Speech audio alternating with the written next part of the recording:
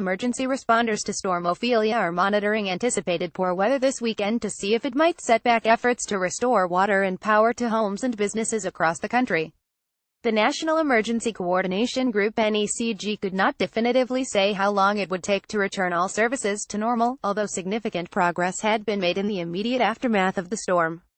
By Tuesday evening, about 137,000 homes and businesses remained without electricity, although this had been reduced by more than 60% since Monday's mass outages.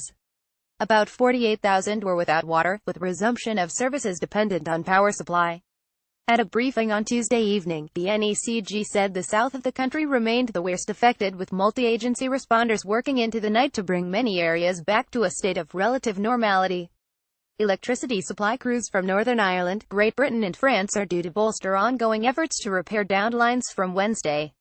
NESB Network spokesman said there were still several thousand locations that pose safety risks, particularly to first responders and local authority staff.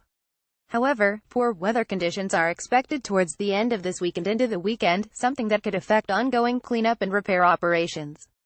There is a wet and windy weekend in prospect. We will be guided by Met Éireann's weather warnings and, closer to the time, they will decide whether to issue any sort of particular weather warnings, said Sean Hogan, the group's chairman.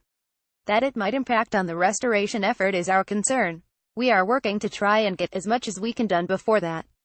On Wednesday, all public transport will resume normal operations, including school buses and the Luas in Dublin, which had been shut down throughout Tuesday. Irish Water said there were some issues with wastewater, much of it only partially treated due to power outages and flowing into clean receiving water bodies such as rivers. It is liaising with the Environmental Protection Agency and Inland Fisheries Ireland. In terms of wastewater, the situation was quite difficult, said Jerry Grant, head of Irish Water. We have over 1,000 wastewater treatment plants and over 2,000 pumping stations.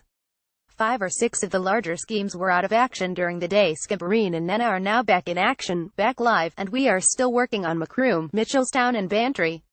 But there are a further 30 or so small wastewater treatment plants across the region where there is no power supply at the moment and where treatment is partial.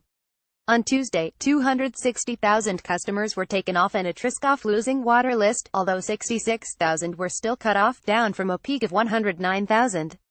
This number was expected to improve throughout the night.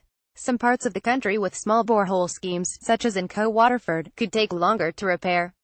Power restoration was being handled by 2,500 ESB network staff as well as 1,000 private contractors.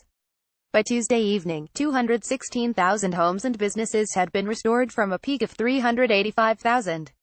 Power restoration times for all areas are due to be published by the ESB on its Power Check service from Wednesday morning.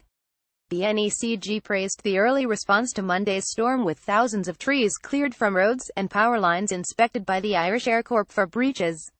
All national roads were cleared by Tuesday evening, with the focus switching to regional and local routes.